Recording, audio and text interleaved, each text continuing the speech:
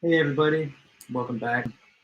Just getting the stream going live, and we have 10 minutes till the lecture. So once again, it's good to see you guys, and I'm hoping you're having a good day so far. Yeah, hang out with Eddie for a minute.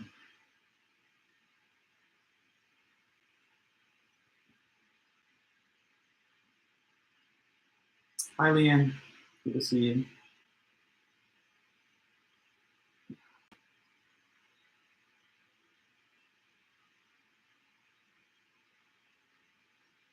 Santino, Yelena, welcome back.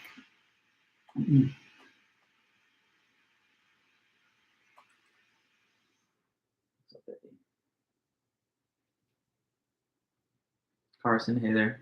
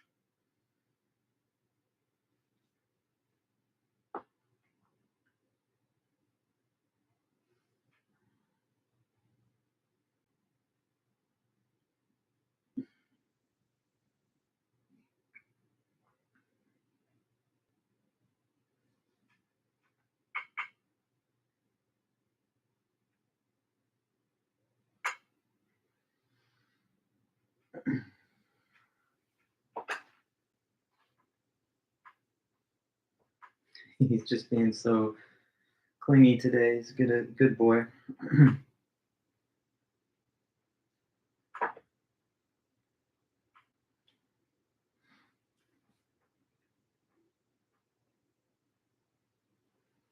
Another 7 minutes or so.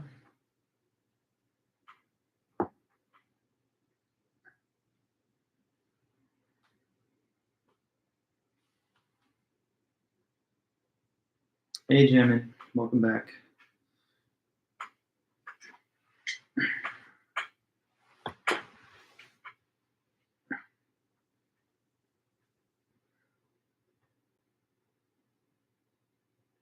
It's been a good week so far. I had an issue with my car, like my Audi. For some reason, the sunroof, like I don't know, motor or whatever, got the computer wasn't sending the signal to it, so it was stuck in the vent position. My Audi, I have an A3, and so I had to take it into the Audi place. And right now, I'm driving around in an A5 loaner, which is cool. It's like a 2024, pretty much brand new. And yeah, they're working on my car for a little bit, fixing the sunroof and a couple of other small things that they noticed when I brought it in. But yeah, I mean, other than that, it's been a pretty good week. Just a minor car issue, but it didn't really stop me or slow me down. And I don't know, we got some rain again. That's never fun. I like the sun and everything, so hopefully we get sunny skies coming through the next couple of days. But yeah, I mean, it's been good. Just been working, grading, teaching, same typical stuff.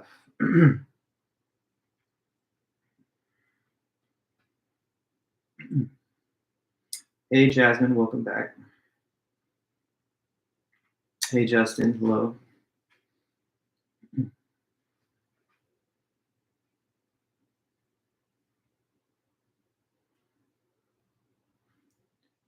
Jasmine McMahon and Jasmine Pahimna. Gotta kind of make sure I'm reading it right. Welcome, everybody.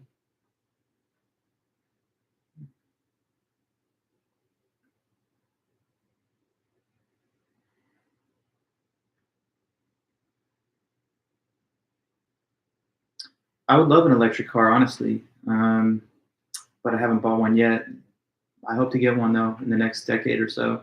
Whenever I need another car, my current one has like 60,000 miles, so it's still relatively recent. Um, but yeah, I would like to get an electric one at some point in time, and I certainly will, but just haven't done it quite yet. Do I teach any other field classes? Oh yeah, definitely. I teach Phil 100, Phil 105, Phil 106. Um, so those are the other three big ones that I teach a lot at Fullerton. Um, yeah. Which car would I get? Which electric? I mean, I would probably get maybe a BMW or an Audi electric car. But I mean, I'm open-minded to anything as long as it's a good car. I usually drive only foreign cars. I don't really like American auto manufacturing stuff so much. So I had a Mitsubishi at one point, and then a couple BMWs, and now I'm driving Audi. So something along those lines. Yes, I had a 328, and then I had a 430 um, Grand Coupe. That was a cool car. Now I have the A3, which is really nice. Yeah, Mercedes is cool. I've always thought it'd be fun to get an AMG or something. Um, but we'll see if that ever happens, and it's down the line maybe.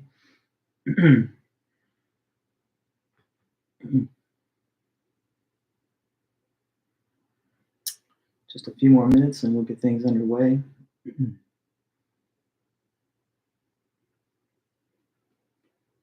If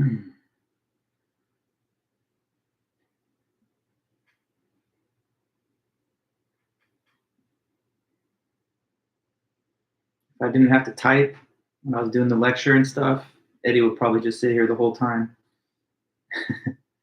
He's comfortable. Okay, go ahead. A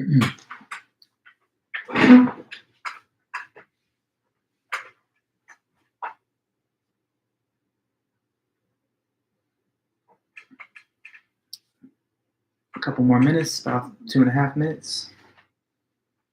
Good boy, Eddie.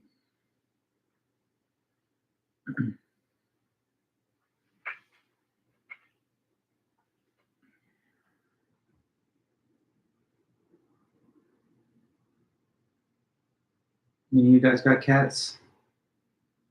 They're pretty cool. I know some people don't like them as much as dogs, but I mean, I've had good times with dogs and cats, but I guess I'm a little bit more partial to the kitties out there. They're just so smart and cute. Couple minutes.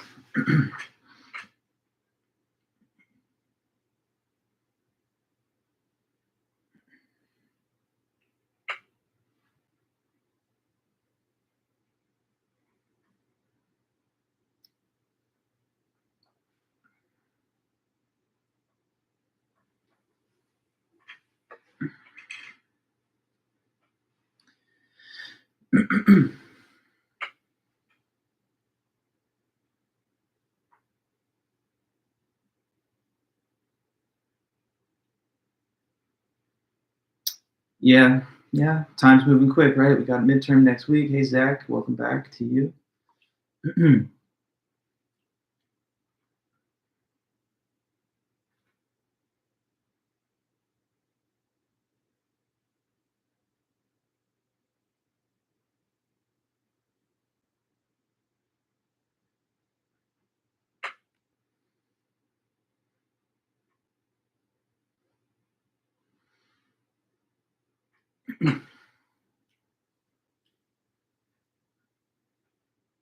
Hey, Julian, Zach, and everybody. Good to see you guys. Okay, so we're almost ready to get going.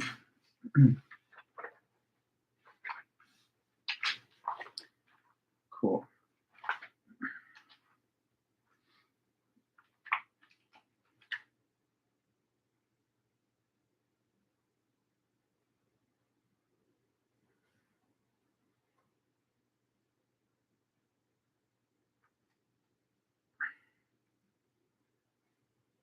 Hey, Andrea, welcome back. Okay, so we're pretty much now good to go. It's let's say 4 o'clock. So everybody there, welcome back. Good to see you guys. And Thanks again for all your attendance and participation. Today we have just this one more lecture before we start getting prepped and ready for the next week, Thursday midterm. Next class that we have on Tuesday after the weekend, that's just going to be a review session that we're going to hold where we'll go with the study guide. I'm almost done grading these essays that you guys had submitted last week, so definitely I'll be sending each person their score and comments on Saturday, like I said in my previous messages to you. So hang in there for just another couple of days max, and you'll definitely be getting on Saturday. And we're looking ahead to that midterm. So we have one more lecture, though. We're just finishing out a couple of leftover notes on the topic of genetic engineering, human cloning. So Tuesday last time, we went over a whole broad overview of the topic. We talked about, what the technology, the biotechnology is itself, what kind of things it can be used to treat, the applications of genetic engineering or human cloning, the process of somatic cell nuclear transfer, just a little quick crash course on like the kind of way that the DNA strands are composed and how we can manipulate genetic information by delivering designated genes to certain cells through these virus carriers. We talked about how there's the difference between somatic cell gene therapy and germline cell gene therapy. We talked about the sort of questions concerning and the concerns that surround the use of germline cell therapy because it would make the modifications inheritable into new generations. And some people worry about the potential for mistakes that could permanently and irreversibly create a negative impact on the human genome. We talked about reproductive cloning and the sort of benefits that it could potentially have, at least in principle. Welcome, Tyler and Sandra and everybody. Okay, Eddie. And then we just started to open up notes on John Harris's article, which is called "Is Gene Therapy a Form of Eugenics?" So John Harris talks about the position that he has, which is that he believes that it actually would be a moral obligation to use gene therapy to genetically enhance children really beyond a normal level of function, to optimize or enhance them in certain ways. Let me just really quick though, because I can see attendance is a little bit not up to the normal level. So I'm just going to quickly post something on our whatever course page on Canvas. I do that sometimes, but it's not like I don't want to have to always do it. But at the same time, sometimes people need a little bit of a gentle nudge or push. So I'm going to just quickly send one thing out really fast. If you can just bear with me. Take 2 seconds. So I'm opening another window.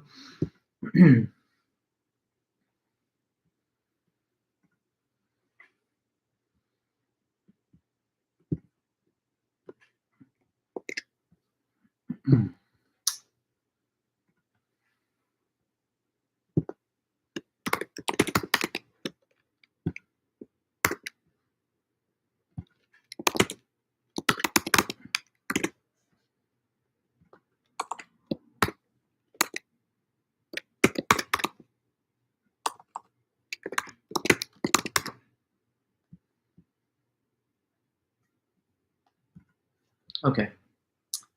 And there's a little announcement for some people to just get them in there. I mean, maybe people's attendance kind of waxes and wanes, but I do like to see as many people in there as possible. Okay, so back to the topic. John Harris, is gene therapy a form of eugenics? So that's the author and title of the paper. I'm just going to put it in the chat.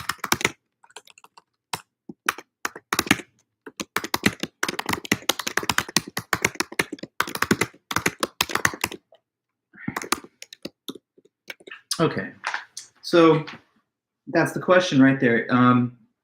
He starts off the paper with a pair of kind of two quotes. One, the definition of the word eugenic, and the other, encouraging the betterment of the human race. So the definition that he gives, which is listed on page 323, is eugenic, pertaining or adapted to the production of fine offspring, or the science which treats of this. And he quotes this guy named Sir Francis Gallen, who expresses an attitude that would be supportive of enhancing people. He says, "It has now become a serious necessity to better the breed of the human race. The average citizen is too base for the everyday work of modern civilization. Civilized man has become possessed of vaster powers than in old times, for better or worse, but has made no corresponding advance in wits and goodness to enable him to conduct his conduct rightly." And then just a little bit more reading from the author. he then comments and he says, if, as I believe, gene therapy is in principle ethically sound, then there are two obvious ways of giving a simple and straightforward answer to a question such as the one in the title. So the title of the paper asks a question, is gene therapy a form of eugenics? He says there's actually two potential answers to this. So in response to the question of his title, he says, two possible answers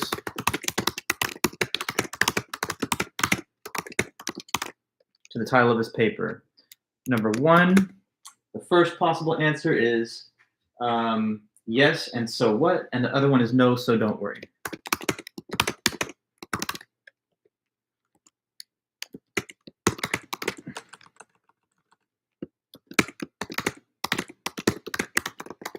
And he says, which of these two answers that you give to the question in his paper title depends on how you define or conceive of the concept of eugenics.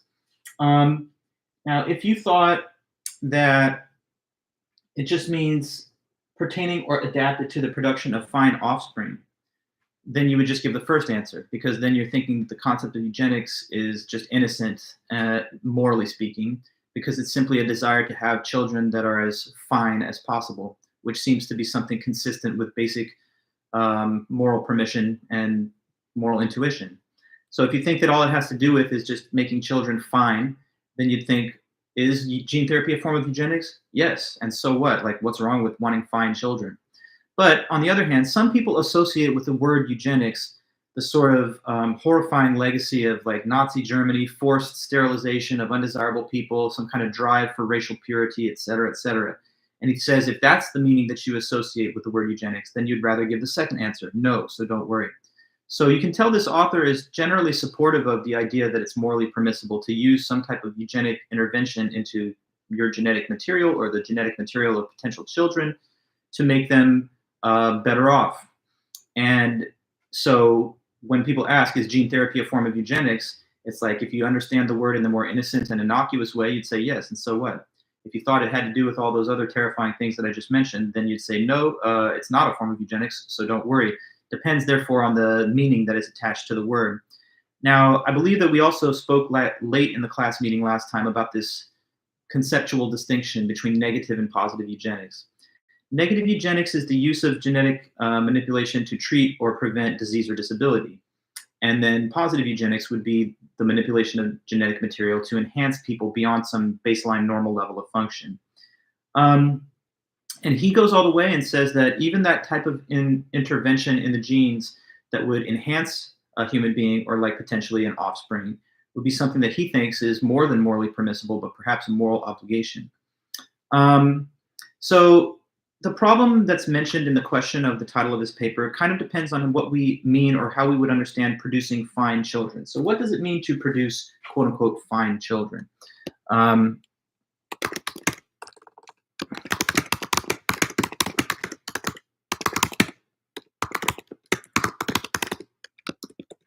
What does that mean? The question could be understood in a variety of ways. On the one hand, you might mean as fine as normal kids, or do you mean as fine as a child could possibly be? So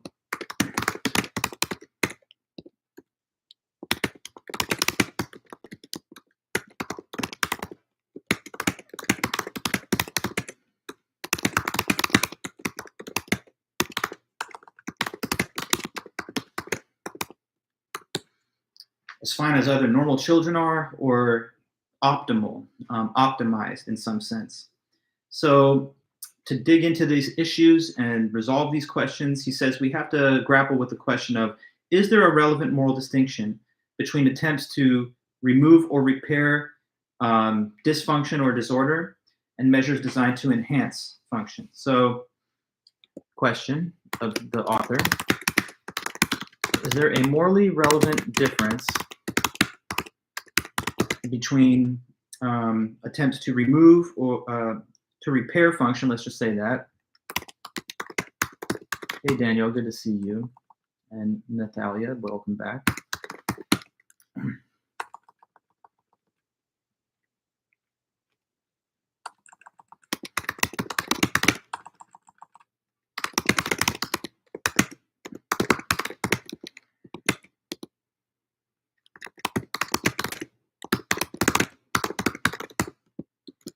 I'm just going to make one little edit to my note that I just wrote by giving some all caps to kind of highlight a few of the words in there.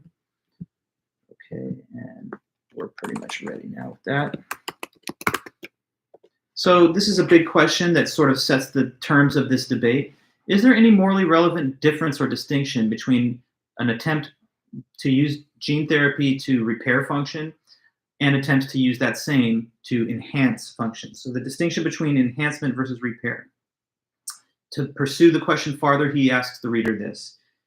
And this is kind of in a way like a rhetorical question that he asks, because he thinks that the answer is immediately obvious to most anybody just using common sense and moral intuition. So his question is this: is it wrong to wish for a fine baby? Listening to that question, I'm sure it's obvious to many of you that there's a straightforward answer. Like, the question again is, would it be wrong to just wish that your baby was fine? And he thinks, obviously, anybody who thinks about this and takes it seriously at all would say, of course, there's nothing wrong with hoping to have a fine child. On the other hand, would it be wrong to hope for the opposite? Like, I hope that my child's not fine. And that, obviously, the answer would be yes. So anyways, is it wrong to hope for a fine child? No. Would it be wrong to hope your child's not fine? Yes. But consider what we would say, he asks, of someone who wants a fine child, but declines to take necessary and available steps to ensure this outcome when those steps were available. He thinks our intuition that that would be wrong would be the dominant intuition. For example, he gives this example. Suppose that a couple went to an in vitro fertilization clinic, and the woman has 5 of her eggs fertilized. So she now has 5 different viable zygotes. And she wants to use, let's say, one of those to become pregnant with. So that they then do pre-implantation screening, which is a part of the IVF process, meaning that they will screen these various zygote specimens that she's generated with her egg cells, and they will determine, which are healthy or which are healthier. Do any of them perhaps have genetic defects or whatever, or disorders? Now, what if during the pre-implantation screening it was discovered that 2 of these 5 fertilized eggs possessed disabilities, and that the other 3 were healthy? He asks the reader, would it be morally permissible to implant the disabled ones, or to just randomly choose which ones to implant, like by means of some kind of lottery or whatever? And the position of the author, which he thinks anyone with moral common sense would probably agree with, is that it would not be right to implant the ones with disability specifically, or to just randomly choose, because that would mean that you're taking a chance on, if it was in the randomized case, you'd be taking a random chance that your child or offspring would have a crippling disability. Or if you deliberately pick the one with the disability to implant, that would mean that you've made a deliberate decision to cause your offspring to live their life with a disability, whereas you could have taken one of the healthy zygotes that had been fertilized and made sure that the child that you ultimately have has full bill of health and is as healthy as fine as a child as could be. So he thinks the answers to these questions are obvious, but they require us to accept a claim of his, which he thinks is also obvious, that disability is undesirable. So another claim of the author: disability is undesirable.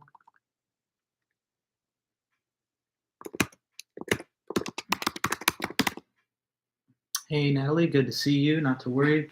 Glad that you're here now. So I hope I've not lost you. Just trying to open up the notes on Harris's article. He's asking the question, the title, is gene therapy a form of eugenics? On the one hand, if we just think it's all about the production of fine children, we would say, sure, it's eugenics, but that's nothing wrong. Or if you think that it has to do with like forced sterilization and all those other kind of things with a negative stigma or connotation, you'd say it's not that, so don't worry. What does it mean, though, to want to produce fine children? What are fine children? Does that mean as fine as a normal child or as fine as possible?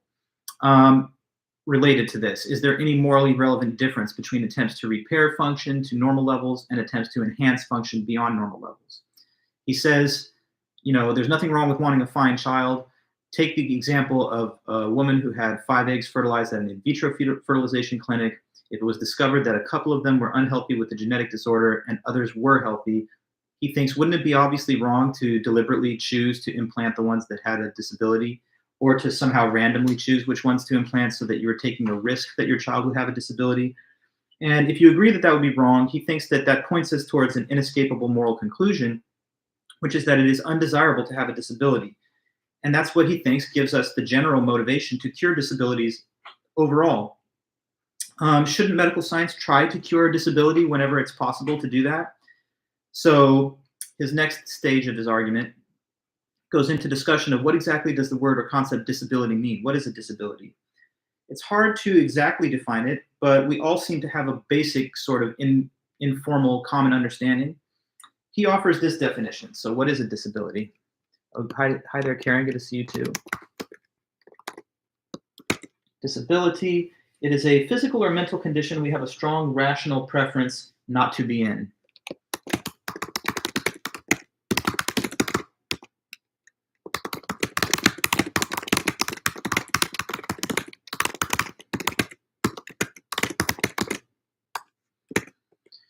So obviously there's a lot of specific types of disability that a person could have, but what they all kind of share in common, at least as he tries to explain it. Hi, Rosemary, not to worry, good to see you too. What he tries to explain the concept of disability being is, again, some physical or mental condition that if you're in it, you have every good reason to want to not be in. He gives another way of trying to stimulate your thinking on the topic. Suppose that a patient at the ER showed up and they were unconscious, and they had a condition which the doctor could easily reverse if they acted immediately. Suppose that they would be negligent if they failed to reverse this condition. That sort of condition would be the sort of thing that would sort of fit the template or example of the concept of disability. Another example. Suppose that you had to convince a court that some company that sold you a product that you then used caused you a disability. Whatever you might say to the court in order to convince them that you've been harmed and that you're in a condition now that you have every reason not to want to be in, that sort of explanation that you would give would be the kind of thing that Harris means by the issue or concept of disability. We can't list every possible factor, but he says we all kind of in some way know what it is overall. So this prevents him from having to list an exhaustive set of all the possible disabilities because he just gives a general definition that he thinks can kind of accommodate or include all of them. Now, if the standard medical practice was to be attempting to protect people from birth or before birth against disability, then it would be reasonable to say that if we failed to do that, we'd be doing something wrong. Now, this is crucial because many people say that while we're obligated morally to cure diseases, we have no obligation to enhance or improve beyond normal functions or a normally healthy life. But now Harris says, what constitutes a normal healthy life is somewhat relative. It's partially determined by changing technological and medical advances. So for example, today in the world that we're living in 2025, it's normal to be protected against certain diseases like tetanus because we receive childhood vaccinations and shots for those things. And most people would agree that it's not just morally permissible to inoculate your child against tetanus, but it's a moral obligation. And that if you fail to do that, you're disabling them in a certain way because you're not providing for them the kind of protection against that disease that is widely available and is generally medically prescribed for people. But notice that if you had been susceptible to tetanus like 150 years ago, before any such vaccines existed, that would have been normal functioning back then. So the new normal, given the existence of these treatments and interventions, is to not be at risk of that disease. And that's not the only case. I mean, we get a whole range of, early childhood immunizations, measles, mumps, and all kinds of other things. Even the more recent COVID vaccine could be used as a potential example, although it hasn't been adopted as widely as some of those earlier childhood vaccines that have been out for a long time. Polio and other things like that have been eliminated for the most part with vaccines. But the issue of the vaccines is just that in a world where they don't exist, it's normal to be exposed to the possibility of getting sick in those ways. In a world where the vaccines do exist, what he's saying is the new normal is to have a vaccine, and if you don't have it, you're relatively disabled against this new breed that's all taking on the preventative measures against it. So what he's saying is when you talk about a disability, it's not something that you can list once and for all as a snapshot in time. It depends on changing social, medical, and scientific circumstances. So whereas it might have been normal for you to only have a 40 or 50-year lifespan 500 years ago, now it's normal for you to have a 75 or 80-year lifespan, depending on your gender, basically. And if we told you that you only had a 40-year lifespan today, you'd be like, wow, I'm disadvantaged against all the other people who normally don't face that short span of life. But had you lived in that previous time period, this would have been perfectly normal. So it's like one era's normal exposure to risk and disease is a future era's disability, because we've invented cures, remedies, treatments to intervene in or to prevent those same things. Is that making sense to you guys? So he's just trying to talk about how the concept of a condition you have a rational preference not to be in can change, dependent, again, on what the circumstances are surrounding the individual in their social setting. So as I read on, he says, it's normal now to be protected against things like tetanus, and many would claim and make a reasonable argument that it's not just a permissible thing to prevent a child from being at risk of that, but something that's an obligation, because if you fail to do so, you're not making them as healthy as they would be compared to their peers that do have access to those treatments and so forth. So he says then, imagine that in the next few generations, we continue to develop biotechnology and genetic manipulation in ways that would allow us to solve big health problems. Like suppose that we could solve AIDS by means of genetic manipulation of incoming offspring, but a parent declined to do that for their offspring. He says, well, wouldn't that make that alteration also mandatory? You know, because it would eliminate from risk that the person would face throughout their life this other horrible disease.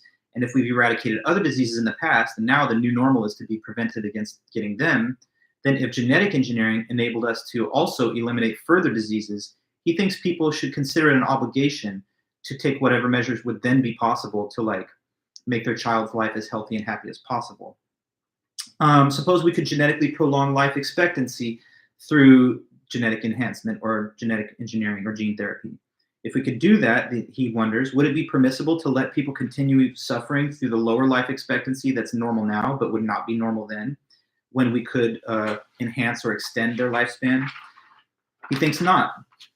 Now, of course, that would be eugenic or genetic enhancement.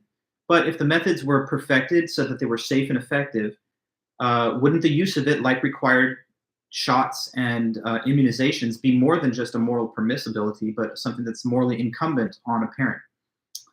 This definition of disability is a physical or mental condition that we have a strong rational preference not to be in. It has the virtue or strength of being flexible because it's relative to changing conditions, and it makes no claim to have some once and for all fixed conception of what a normally functioning human being is.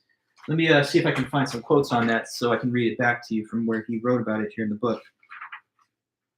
So about what is disability, he says, it's notoriously hard to give a satisfactory definition of disability, although I believe we all pretty clearly know what we mean by it. A disability is surely a mental or physical condition we have a strong rational preference not to be in. So going on a little farther, he says, against the background in which many people are standardly protected from birth or before against hazards and infections and have their healthy life expectancy extended, it would surely be plausible to claim that failure to protect in this way would constitute an injury that left a person disabled compared to their peers. Because of their vulnerability to infection or disease, there would be places it was unsafe for them to go, people with whom they could not freely consort. These restrictions on liberty are surely a prima facie disabling condition. These points are crucial because it is sometimes said that while we have an obligation to cure disease, to restore normal function, we don't have an obligation to enhance or improve upon a normal or healthy life. That enhancing function is permissible, but cannot be regarded as obligatory. But what constitutes a normal, healthy life is determined in part by technological and medical and other advances, hygiene, sanitation, etc. For example, it is normal now to be protected against tetanus. The continued provision of such protection is not merely permissible. If the AIDS pandemic continues with no end, and the only prospect or best prospect to stop its advance would be the use of gene therapy, I cannot think that it would be coherent to regard making available such therapy as permissive rather than mandatory. So we hear his view there, and let's see if I find one more little part. He says, would it be permissible to let people continue suffering from lack of prolonged life expectancy when they could be protected against it? Would it be, in short, okay to let them suffer this disadvantage? It's not normal for the human organism to be self-repairing in this way. That would be eugenic if anything is. But if it was available, its use would surely, like penicillin before it, be more than merely permissible. Yeah, so da da da da da. With this account in mind, we can extract the sting from at least one dimension of the charge that attempts to produce fine, healthy children might be wrongful. Two related sorts of wrongfulness are often alleged here. Okay, so that brings me to the next section of my notes. um, so there are two sorts of objections that are often given to producing quote unquote fine children in the way that the author is discussing, through, again, um, contemplated genetic enhancements that would raise the bar of normality for the human race. One allegation that that's wrong comes from people in groups with disabilities. And the second comes from those that would label this as attempts at genetic control. So some with disabilities say that if we fail to give life support to disabled infants or aborted the disabled, that would be discriminating against them and that devalues them as persons. But what Harris says in response is that nothing he's arguing for says that people who are disabled have any lower moral value. It's the disability that's being aggressively attacked, not the disabled themselves. And no claim within his argument says that we should somehow like not care for or accommodate or treat with full respect and equality people that possess disabilities. But he's saying if these things could be eliminated prior to the person's development at the infancy level or in the zygotic level, then that's something that would be an obligation because it doesn't show disrespect for disabled people to want to eliminate disabilities. It shows that we attack the disability itself and not in any way that shows disrespect or condescension or lack of regard for people who possess those disabilities. Reading on page 326, he says here, so it's often said by those with disability or by their supporters that abortion for disability or even keeping disabled infants, failure to keep disabled infants alive as long as possible will constitute discrimination against the disabled as a group. Allison Davis identifies this view with utilitarianism, going a little farther. He says, to decide to set the badly broken legs of an unconscious casualty who cannot consent does not constitute an attack on those that are confined to wheelchairs. So what he's saying is like if we fix someone with broken legs that can't consent to it because they're unconscious, that doesn't mean that we don't respect people who have to use wheelchairs. To prefer to remove disability where we can is not to prefer non-disabled individuals as persons. So if a pregnant mother could take steps to cure a disability affecting her fetus, she should certainly do so, because if she didn't do so, that would deliberately handicap her child. She's not saying that she prefers those without disability as persons when she says she would prefer not to have a disabled child. Hi, Miana, good to see you. The same is analogously true of charges of eugenics in related circumstances. The wrong of practicing eugenics is that it involves the assumption that those who are genetically weak would be discouraged from reproducing, or are less morally important than other people than other persons, and that compulsory measures to prevent them reproducing might be defensible. But now he puts in italics, it's not that the genetically weak should be discouraged from reproducing, but that everyone should be discouraged from producing children who will be significantly harmed by their genetic constitution.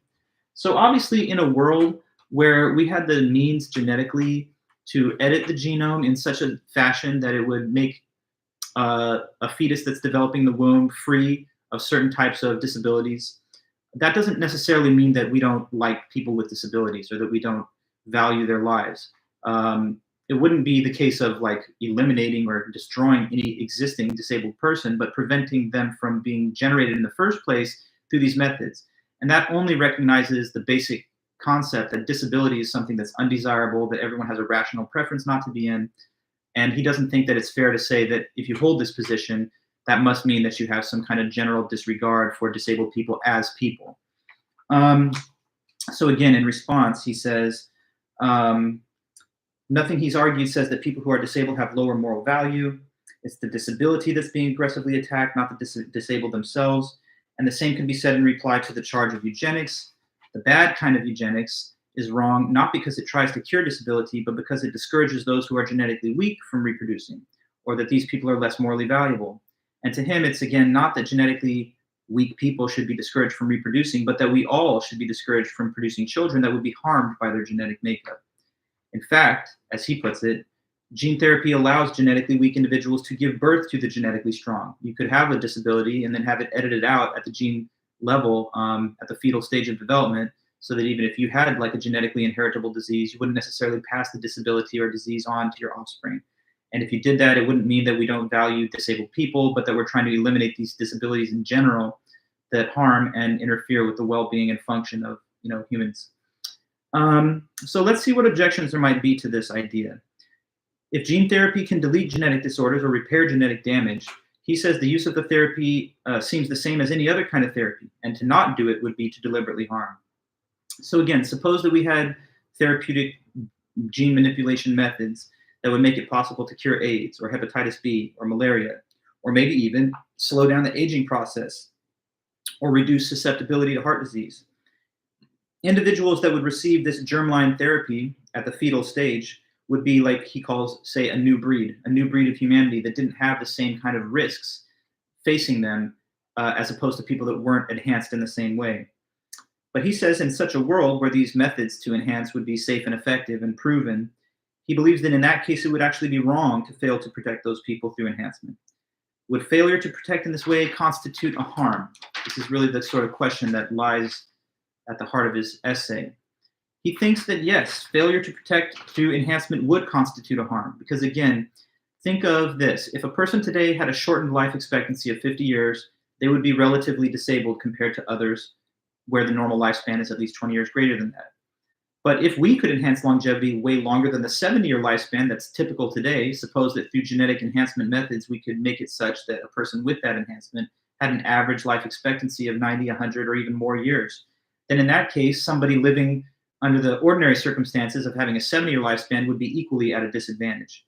So here we again get this idea that there's a sliding scale of normal function that could be changed or in the bar raised, as it were, depending on the accessibility and existence of like future treatments, technologies, including gene therapy. He uses what he calls an aviation analogy to help make his point a little bit better. So Harris's aviation analogy is one of the key points of his paper.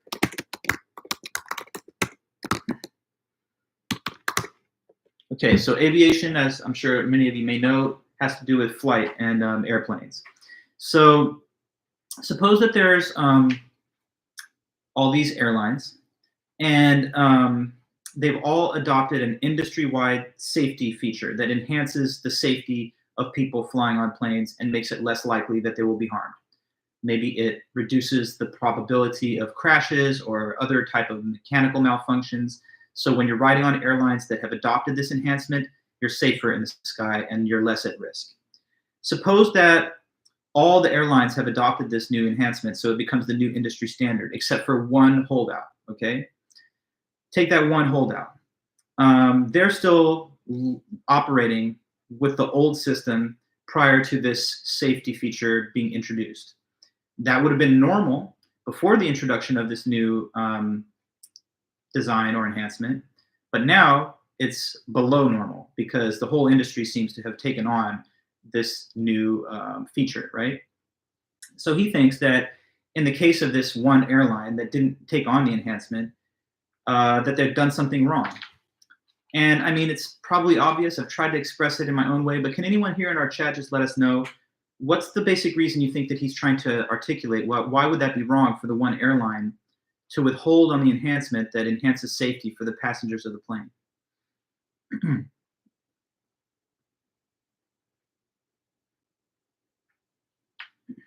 Let's just see real quick. I know there's a little lag sometimes, but I'll wait for your comment. The question again is, according to the proposed analogy, we have the holdout airline not adopting this enhancement, whereas all the others have.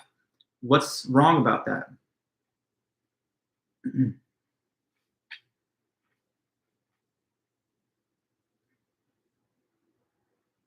If you can say, let's see. It may have to be you that types it out. I don't know. If you're waiting for someone else, and maybe they won't do it. But we shouldn't have too long of a silence, so just give me a quick response if you can. I'm sure you can.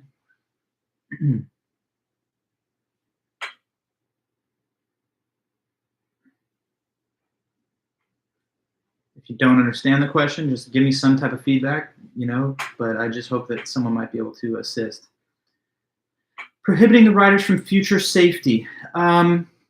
One way to put it, yeah, you could say that.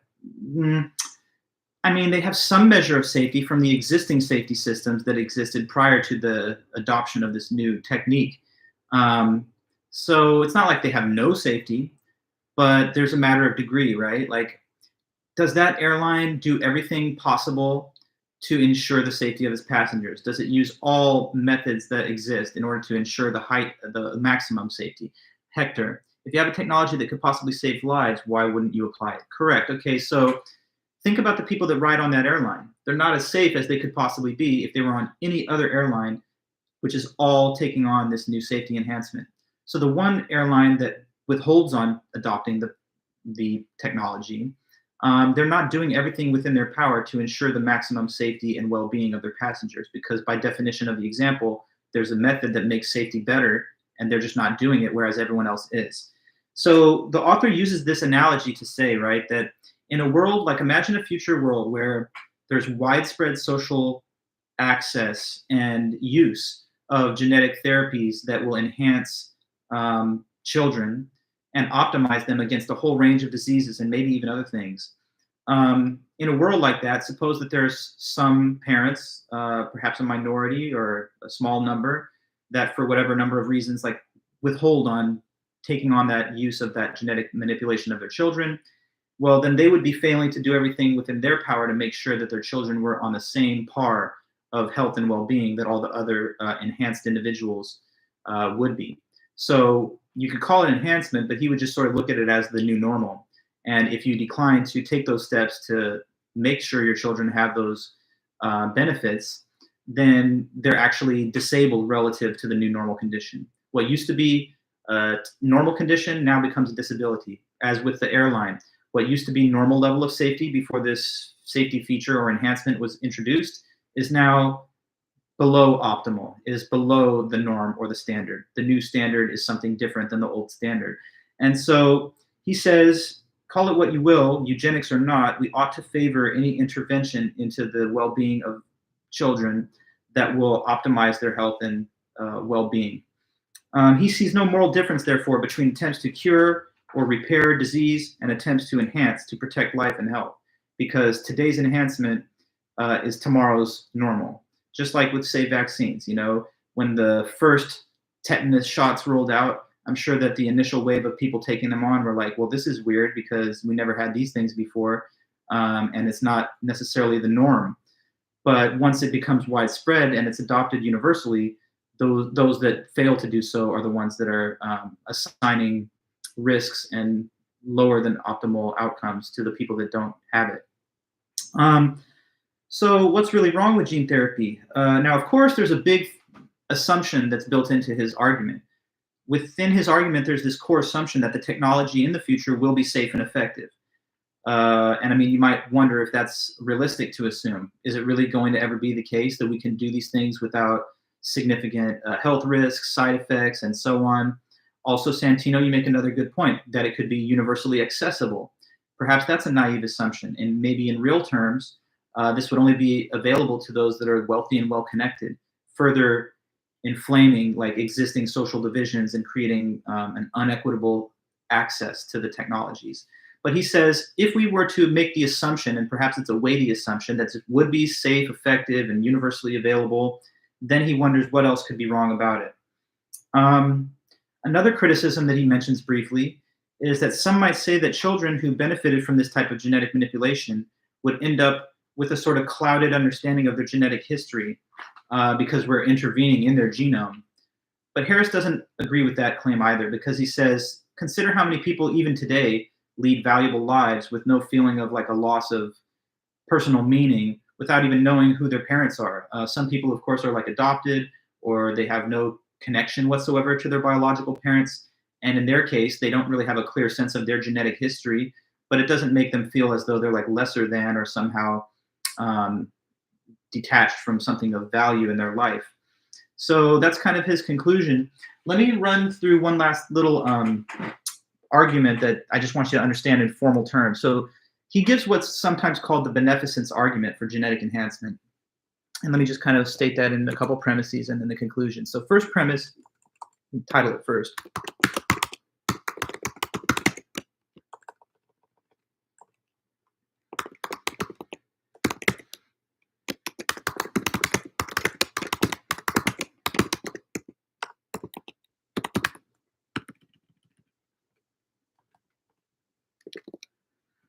Okay, so the beneficence argument for genetic enhancement, this is kind of like the core argument that runs through his paper. First premise.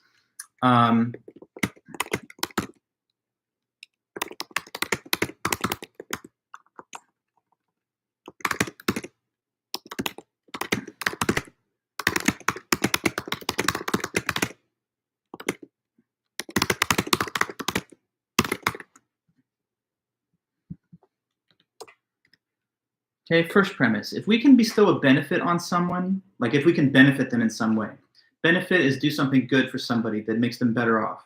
So if we can bestow a benefit on someone, then that's a good thing to do, and we ought to do it. All things being equal. I mean, if you have the means to do it, it doesn't harm you or anything else, etc.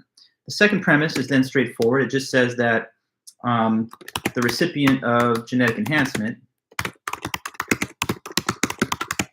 would benefit from receiving the treatment.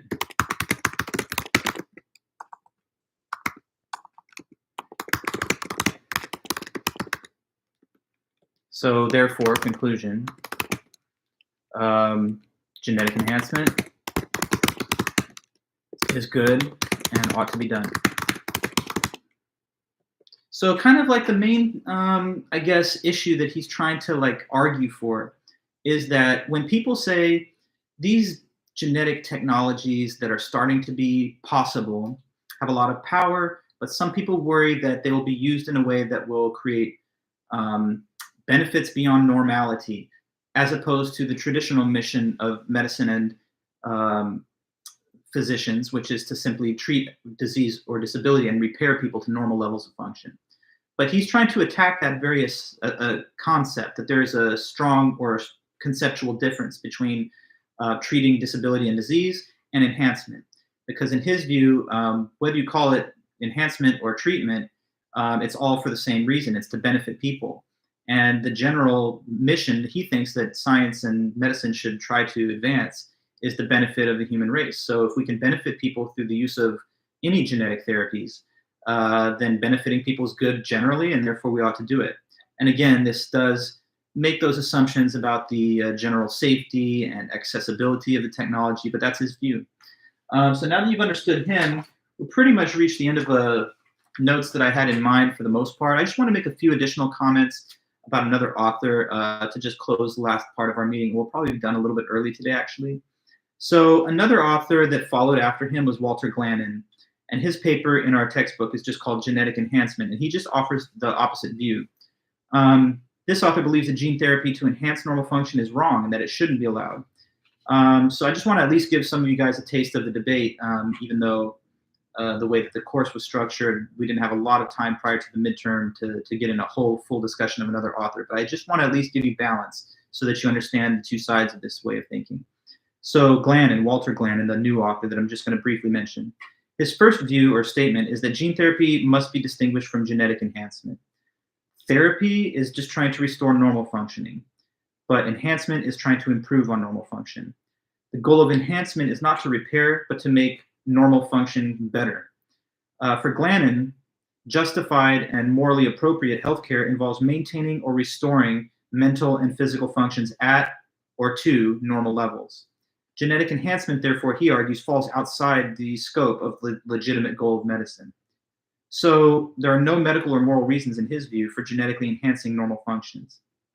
He acknowledges that many, like Harris, argue that no clear line can be drawn between treatment and enhancement, since some enhancement is preventative of disease. Take, again, the case of immunizations against disease. But Glannon doesn't actually agree that immunization against disease should be qualified on the same spectrum as enhancement in general.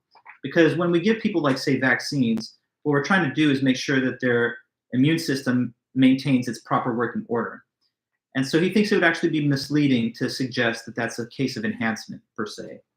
Normal functioning to him would refer to the whole human organism. And so if humans normally don't have diseases or disabilities, then treating or preventing those falls within the scope of accepted science and medicine. So he says that, for example, vaccination and stuff would be done to maintain normal function, not to raise it above normal. Another example he gives to demonstrate the treatment enhancement distinction is when sometimes postmenopausal women are given alendronate sodium to prevent them from getting osteoporosis. This causes increased bone density, but he doesn't think it's a form of enhancement because its general purpose is to prevent bone fracture and thus to maintain proper bone function and normal mobility.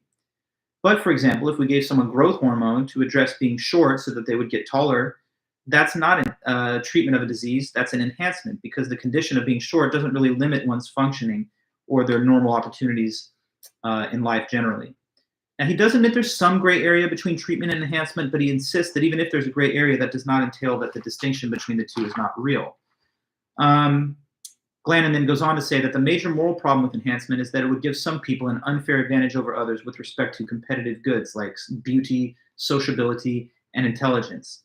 And he thinks that that would be unfair because inevitably, as he argues, only those who could afford access to this type of treatment would benefit from it. And therefore, the financially worse off, like the poor, would be at a disadvantage over the wealthy through no fault of their own because obviously people are just born poor. But these advantages, he says, would help those benefiting from it in income, career, social status, and sociability. Now, he knows that some will say, but then can't we just distribute the treatment by lottery so that it's random and therefore it doesn't necessarily go to people who have wealth because the only way you can get it is through a randomly selected outcome. But he thinks that the lottery option would only intensify the perception of unfairness. That would reinforce the perception of unfairness. Imagine that we had a lottery-based system to determine who got genetically enhanced, and you are one of those unfortunate people that for whatever reason your number didn't come up or your social security number didn't come up. Then we would say, okay, well, I guess it's not that you're poor that's the reason that you didn't get it. It's the reason you didn't get it is because you were not randomly selected. But when the advantages that would accrue to the people who have the technology would be so significant, you'd probably still think, what kind of unfair world are we living in where just by the flip of a coin, some people are being selected for genetic enhancements whereas others are disadvantaged. Now, Harris argued that this could be made available to all, at least in principle, there could be universalized access. Kind of like we do have generally universal access to like mandated shots and immunizations in early childhood. But even in that case, Glannon doesn't really follow his argument because Glannon says if everyone received the enhancements, he doesn't think that there would be any point any longer. I don't know if I fully agree with that claim of his, but here's why he says that. He says if everybody benefited, so it's not just some and not others, everyone's becoming stronger, healthier, more beautiful, more talented at the same rate. Then he says there would no longer really be a point because no one would be at a competitive advantage over anyone else. And so there would be no comparative benefits that anyone would acquire. It would just be like everyone is raised up from some like absolute raised bar instead of some people being benefiting while other people don't. And thus we could call it a comparative benefit. But of course, there would still be the negative side effects of the occasional damage from the therapy. So he thinks in that case, we would take on costs without getting any competitive benefits in return. But, I think it's fair to be skeptical a little bit of his point there because obviously you would still usher in absolute improvements in the overall human condition, even if they would be washed out by the same improvements that other people had. Think about this. Imagine when people take performance enhancing drugs, it's not fair because they're in a sports league that doesn't allow them. And so the people who are using them have unfair competitive advantages over those that don't. But what if everybody in that league was all required to take these performance enhancing drugs? Then you'd have the enhanced league. And you could say that, well, there's maybe no point because everyone's got this enhancement. So it's back to square one. It's like nobody's better than anybody else, but they'd still be playing at a higher level overall. And you might argue that raising that bar universally would still have some kind of value. But anyway, it's just an interesting thing to contemplate. Couple last points. Glannon also says that if we were to enhance non-competitive virtues, so suppose you're let's not enhance the things that people could compete over, but things like empathy, kindness, social awareness, and things like that. There are, in principle, ways to genetically code for those things too. So not just your phenotypical traits, eye color, hair color, height, but even some of the non-competitive virtues like empathy, toleration, whatever, musical talent.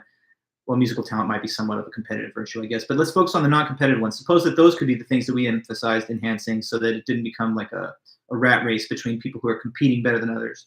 He still thinks that there would be some kind of moral issues with that because it would make it that you no longer could take credit for your own achievement of those virtues. So in the world we're in, where we're not genetically enhanced to be more kind or something, or more generous. If we find ourselves being kind and generous, we can sort of take personal credit for it. We can say, well, I'm this way because I made deliberate decisions and my autonomy has been utilized in getting me to these non-competitive, virtuous states of affair. But in a world where you are already implanted with that or imprinted with that from the level of a fetus going forward, you might say, oh, yeah, well, I'm such a nice guy and I'm so generous and kind to people, but it's because it was sort of forced on me. And you might then think that the virtues would derive from an external source instead of from like the trial and error and life experience that typically forms it. I don't know if that resonates with you. Some people might say, why does it matter? If I got it from a genetic imprint or if I got it through the real life experience, at the end of the day, it's just good to have these virtues. But I'll read you one of his quotes from page 333 so you can get a little more of the in-depth insight onto that. Here he said,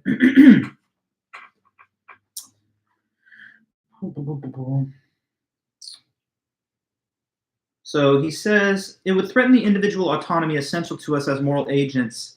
What confers moral worth on our actions, and indeed on ourselves as agents, is our capacity to cultivate certain dispositions. This cultivation involves the exercise of practical reason and a process of critical self-reflection, whereby we modify, eliminate, or reinforce dispositions and therefore come to identify with them as our own. Autonomy consists in this process of reflection and identification. It's the capacity for reflective self-control that enables us to take responsibility for our mental states and the actions that result from them. Given the importance of autonomy, it would be preferable to have fewer virtuous dispositions that we can identify with as our own than to have more virtuous dispositions implanted in us through genetic enhancement. These would threaten to undermine our moral agency because they would derive from an external source.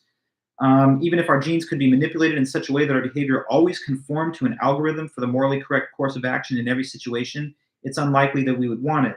Most of us would rather make autonomous choices that turned out not to lead to the best course of action. This is because of the intrinsic importance of autonomy and the moral growth and maturity that come with making our own choices under uncertainty. The dispositions with which we come to identify, imperfect as they may be, are what make us autonomous and responsible moral agents. Enhancing these mental states through artificial means external to our own exercise of practical reason and our own process of identification would undermine our autonomy by making them foreign to us. So I don't know if you agree with that. What do you think? Would it be better to make sure that people had genetic tendencies to be kind, generous, brave, etc.? Or do you think that the hard process of trial and error and life experience and practical decision making is the only appropriate route to get to those outcomes? Otherwise, it would lack value. I mean, that's a view that I think I can imagine people taking different sides on. Some people might say all that matters is that you've got those virtues locked in. And other people might say, well, I want to develop them on my own. Santino, you sound like you're siding a little bit more with the idea that we should be free to develop them independently, even if perhaps it would involve a lot of error and sometimes not getting to the result. Marina, I think the cons outweigh the goods, and there's virtue and value in personal experience. Trial and error gives purpose. Okay, good. I like all your guys' reactions. These seem like reasoned and thoughtful responses. So it's like Harris versus Glannon today. Finally, last thing. The author finishes with 4 reasons why he thinks genetic enhancement would be morally wrong. Could create an unfair advantage, assuming, again, that there would be unequitable access or that access would be stratified along wealth, income, and social connection lines. Universal access, if we try to use that to overcome this problem, he thinks that would be self-defeating because, again, there would no longer be people with comparative benefits over others if it's universally applied. The third reason he finds it morally wrong is because he thinks that it would cause harm to social solidarity through the erosion of equality and self-respect. And finally, he thinks that the enhancement of non-competitive virtues, like we were just now speaking about, would threaten to undermine your autonomy and moral agency, which are essential to our identities. So I don't know, wherever you stand, it's just another moral debate, another contemporary moral issue. And we're charting into this 21st century. And I would tell you that probably as we get further into it, there's going to be more and more real world implications of this type of stuff, because inevitably, it's going to be hard to put the genie back in the bottle once these type of technologies start becoming more widespread use, or perhaps there will always be strong government prohibitions on the development of them. But the potential is there. Some people think we should tap into this potential and chart a new course for humanity. Other people think it's a thing best left underdeveloped because it has just as many negative features or even more than whatever benefits we could achieve by it. But there could be real questions as to the use and utility of this in the future. So now you've at least had some kind of exposure to the potential moral debates that lie ahead. But anyway, that's really all I had for us today. I knew that this meeting might not go the full time because I really had not really many questions listed for the stuff that went beyond Harris. So for now, I guess we'll be good to go. Once again, let me remind you and repeat, I'm going to send back everyone's grade and score individually through email on Saturday, for sure. I'm almost done, so I can tell you for sure they're coming on Saturday. And then Tuesday next time, we'll be back here to do our review session, and we'll go over as many topics as we can on our study guide. And I'll also send you a Canvas notification about an announcement about the exact format and everything about the exam next week. But it's going to be at 4 to 5:15. It's a timed format so that it's as similar to real life class as possible. But of course, you'll be taking it at your device, wherever you're going to be at. And it's going to be a sample of questions taken from the study guide list ultimately that you'll have to report on, around 7 or 8 of them in total from a curated list of like, say, 11 or 12. Okay, then, so does that sound good, everybody? Are we all on the same page? Let me know. And if you're all good with that, then we can probably close the meeting for now. Okay, yeah, thanks so much. Yeah, thanks so much, guys. Thanks, Santino and everybody else. Feel free to say goodbye, and I'm going to go ahead and close the stream for now. Have a great weekend, and if you need me for anything else between now and Tuesday, let me know. Okay, all right. Have a good one then. Thanks so much, everybody. Bye-bye.